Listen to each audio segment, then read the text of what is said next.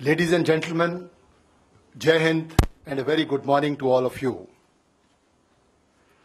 It has been a matter of serious concern that there has been continuing and increasing infiltration by terrorists across the line of control in Jammu and Kashmir. This is reflected in the terrorist attacks at Poonch and Uri on 11th and 18th of September, respectively. Almost 20 infiltration attempts have been foiled by the Indian Army successfully during this year. During these terrorist attacks and infiltration attempts, we have recovered items including global positioning systems and stores which have had Pakistani markings. Further, captured terrorists hailing from Pakistan or Pakistan-occupied Kashmir have confessed to their training and arming in Pakistan or territory under the control of Pakistan.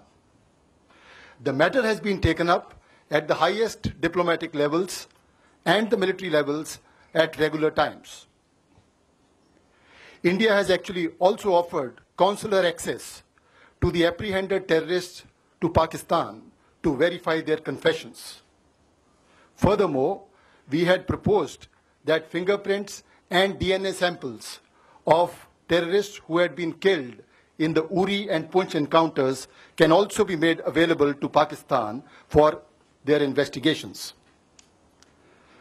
Despite our persistent urging that Pakistan respect its commitment made in January 2004 not to allow its soil or territory under its control to be used for terrorism against India, there has been no let-up in infiltration or terrorist actions inside our territory.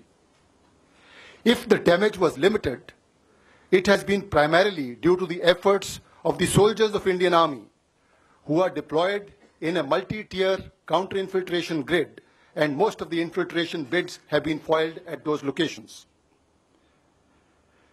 The Indian armed forces have been extremely vigilant in the face of continuing threat.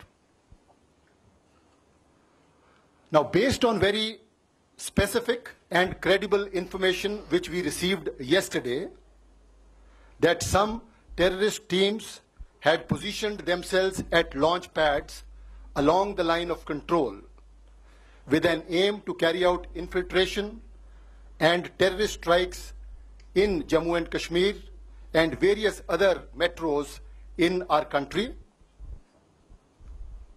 The Indian Army conducted surgical strikes last night at these launch pads. The operations were basically focused to ensure that these terrorists do not succeed in their design of infiltration and carrying out destruction and endangering the life. During these counter-terrorist operations, significant casualties have been caused to the terrorists and those who are trying to support them. The operations aimed at neutralizing the terrorists have since ceased. We do not have any plans for further continuation of the operations. However, the Indian armed forces are fully prepared for any contingency that may arise. I have just spoken to the Pakistani Director General of Military Operations and explained our concerns and also shared with him the operations we had conducted last night. It is India's intention to maintain peace and tranquility in the region, but we can certainly not allow the terrorists to operate across the line of control with impunity and attack the citizens of our country. In line with Pakistan's commitment made in January 2004 not to allow its soil or territory under its control for any terrorist activities against India, we expect the Pakistan Army to cooperate with us with a view to erase this menace of terrorism from our region. Thank you very much.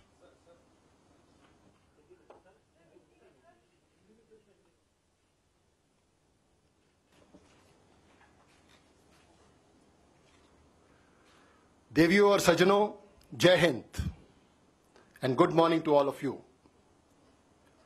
ये हमारे लिए एक बहुत ही गंभीर विषय है कि पिछले कुछ समय में जम्मू एंड कश्मीर में नियंत्रण रेखा के पार से घुसपैठ की बढ़ोतरी हुई है। 11 और 18 सितंबर 2016 को पुंछ और उरी के अंदर हुए आतंकवादी हमले इसकी एक मिसाल हैं।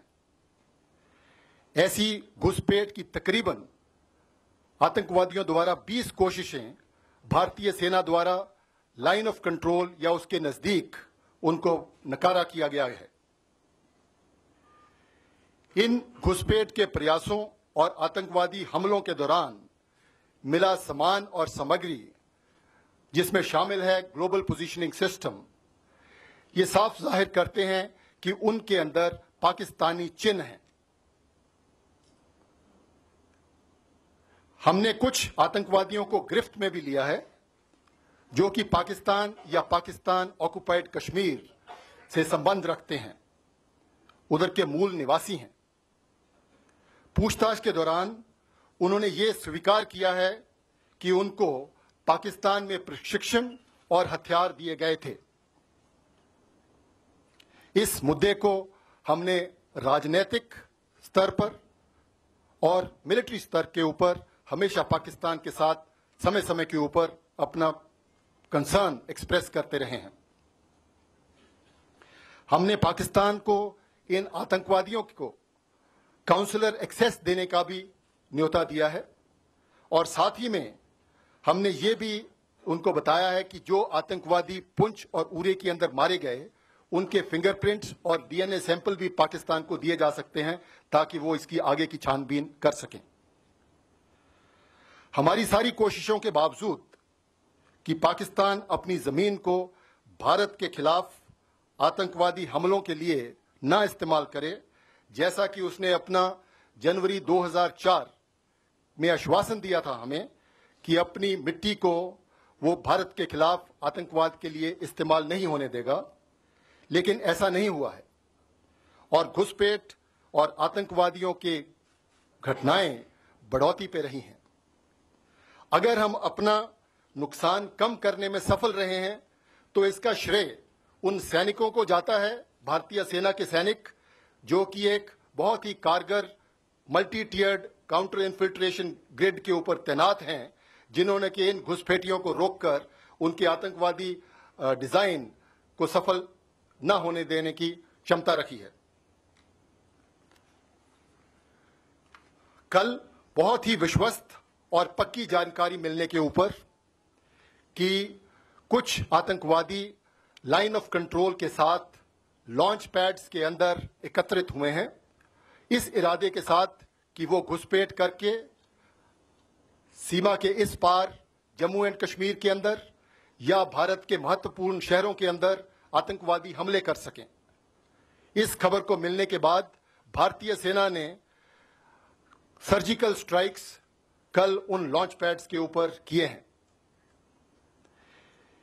इस ऑपरेशन का लक्ष्य आतंकवादियों के नापाक मंसूबों को विफल करना था, जो कि हमारे देश के नागरिकों के जान माल को नुकसान पहुंचाना चाहते थे। इन काउंटर टेररिस्ट ऑपरेशंस के दौरान आतंकवादी और उनके समर्थकों को भारी नुकसान पहुंचाया गया है और कईयों को उधर मार गिराया गया है। इन ऑपरेशंस को अब समाप्त कर दिया गया है, जिनका उद्देश्य केवल आतंकवादियों के खिलाफ कार्रवाई करना था। हमारा इन ऑपरेशंस को और समय तक जारी रखने का कोई इरादा नहीं है, लेकिन मैं ये यकीन दिलाना चाहता हूं कि भारतीय आर्म्ड फोर्सेस, सशस्त्र दल किसी भी कॉन्टिंजेंसी के लिए हर समय तैयार हैं।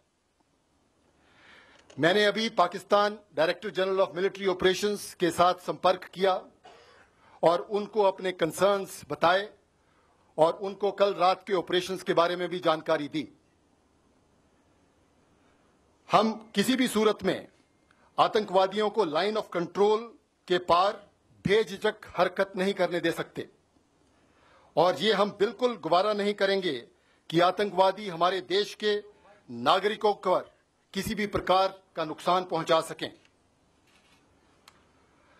पाकिस्तान ने जनवरी 2004 में जो आश्वासन दिया था कि वे अपनी जमीन से भारत के खिलाफ आतंकवादी हमले नहीं होने देंगे, और इसी वचन के अनुसार मैं पाकिस्तान सेना से उम्मीद करता हूं कि वो हमारा समर्थन करें और हम मिलकर इस आतंकवाद को जड़ से मिटा सकें और अपने इलाके के अंदर शांति बहाल कर सकें।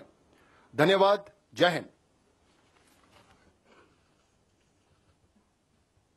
We will not be taking any questions at the moment, but during the course of the day, we will be providing more information to you as more information becomes available to us.